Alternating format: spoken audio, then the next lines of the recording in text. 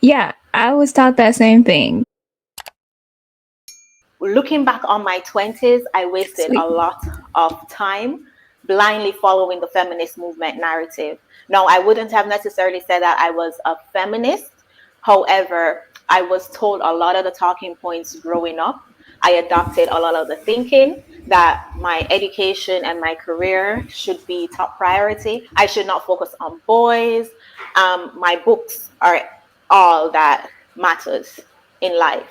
And I was told that, if you have a good education, that's the key to success. Like, no one can take it away from you. A good education will make you feel fulfilled. Yeah, I was taught that same thing since I was like 5, probably since I was like 4, 3 or 4 too. Like education is the number one thing. Focus on that. Don't worry about anything else. Because once you get educated, you're free.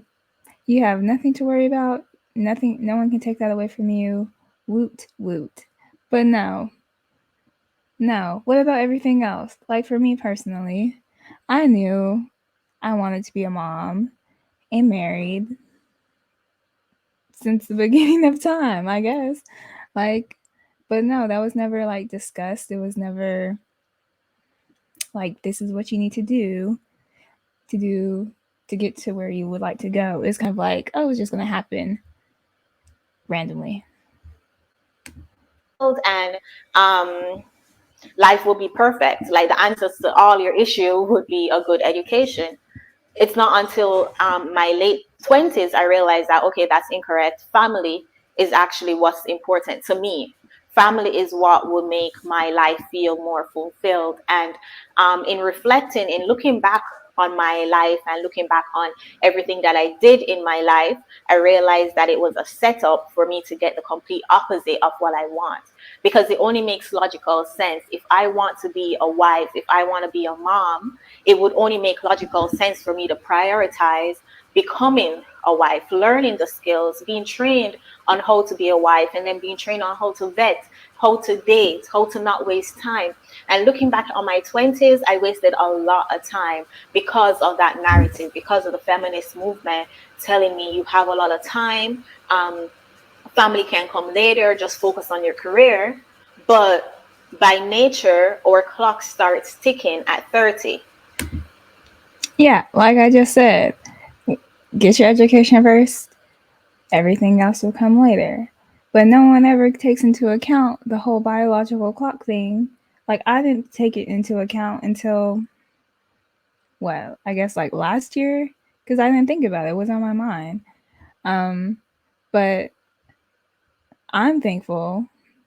I am thankful that um, I was able to learn about it younger rather than later. Because I think a lot of people, like her, I think she's in her 30s. A lot of people learn about it later on, which is unfortunate. So if I'm spending my 20s focusing on my career and not prioritizing becoming a wife and a mom, at what point should I then start prioritizing that, especially knowing that my clock starts ticking? High risk pregnancy starts at 35. And I know a lot of people will watch this video, a lot of men will watch this video and say, how could you not know? How could you just blindly follow a movement?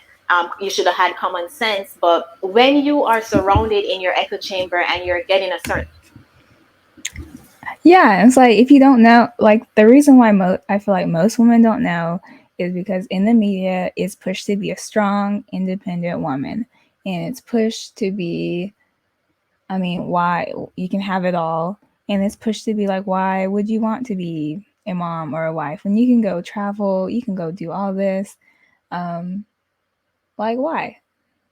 So, and then also it's not really taught in the home, and I think especially for like minorities. I think that being a wife, even being like a homemaker or a stay at home mom is like, why would you want to do that?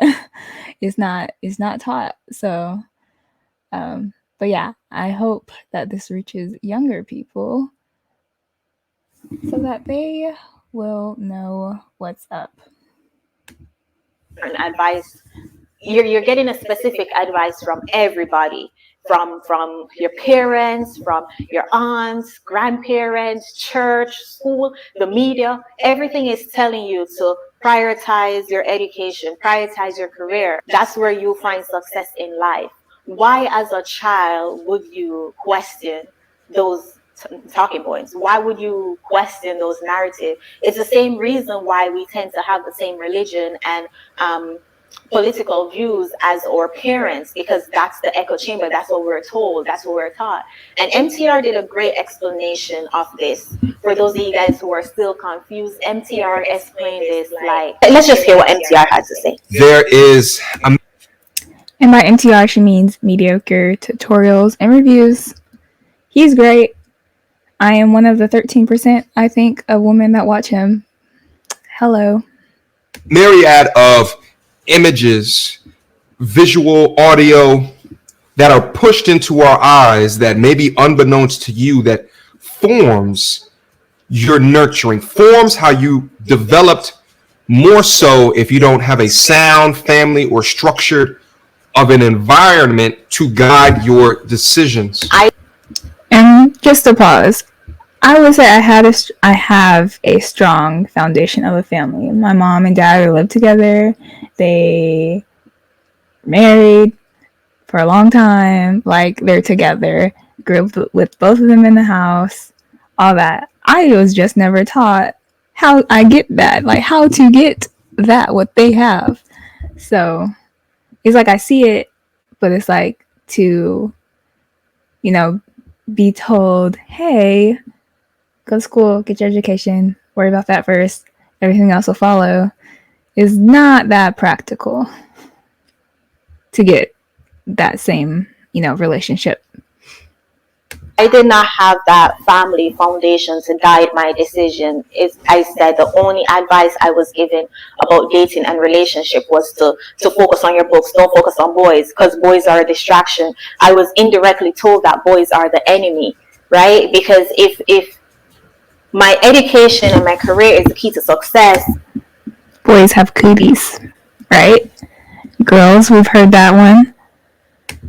And focusing on a boy will distract me from my key to success. Then focusing on boys would be an unsuccessful life, right? Now, I don't want anybody to hear this message and interpret this as me telling you to not go to school or not have a career.